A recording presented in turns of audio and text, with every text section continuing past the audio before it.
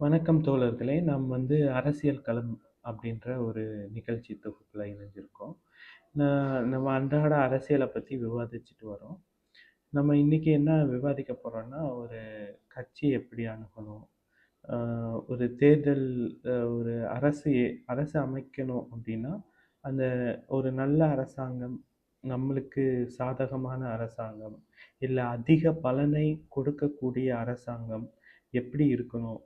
அ அதை எவ்வாறு தேர்ந்தெடுக்கணும்? அப்படின்னு பார்க்கலான்னு இருக்கோம்.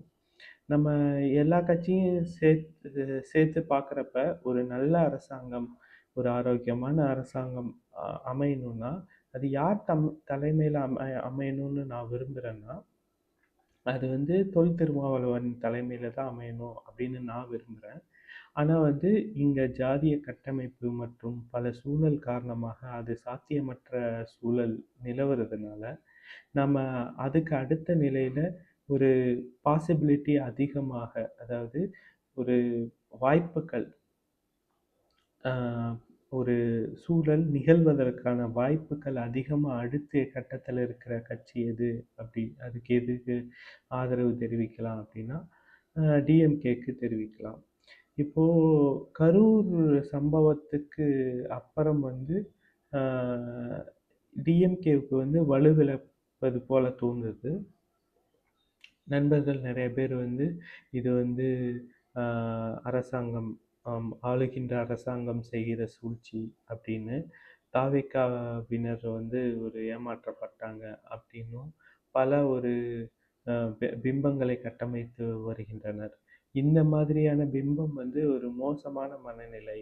இது இதை நான் அணுகுறப்ப, இல்ல பார்க்குறப்ப எனக்கு ரொம்ப ஆச்சரியமான பல விஷயங்கள் தெரிஞ்சுச்சு. முக்கியமா என்னன்னா, இது ஒரு அ மக்கள் எந்த அளவுக்கு அரசியல் படாம இருக்காங்க, அல்லது ஒரு சூழல எப்படி அணுகுறாங்க. தனக்கு விரும்பின ஒருத்தவங்க ஒரு தவறு செய்தால், அது தவறு இல்ல, இல்ல இது வேற ஒரு காரணத்தினால தான் அப்படின்னு. இது அவங்க செஞ்ச தவறு கிடையாது. இது இயற்கையாக ஒரு ஒரு குறிப்பிட்ட இடத்துல நெறைய பேர் கூடுனா வர்ற சாதாரணமான ஒரு ஆக்சிடென்ட் தான்.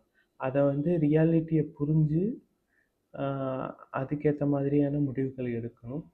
இந்த சூழல், அதாவது கரூர்ல இந்த நடந்த நிகழ்ச்சி பலர பலவிதமா பாதிக்கும்.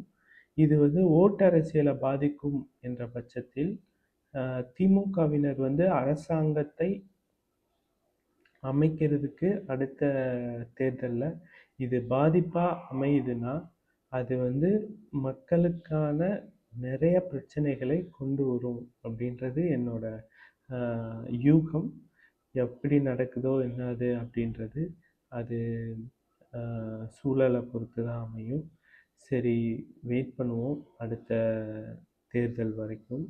அந்த தேர்தலுக்கு இன்னும் நெடுநாட்கள் இருக்கு. ஒவ்வொரு கூற ஆராய்வோம். ஆராய்ஞ்சு எந்த கட்சி சிறந்த கட்சியோ அதுக்கு ஓட்டளிப்போம்.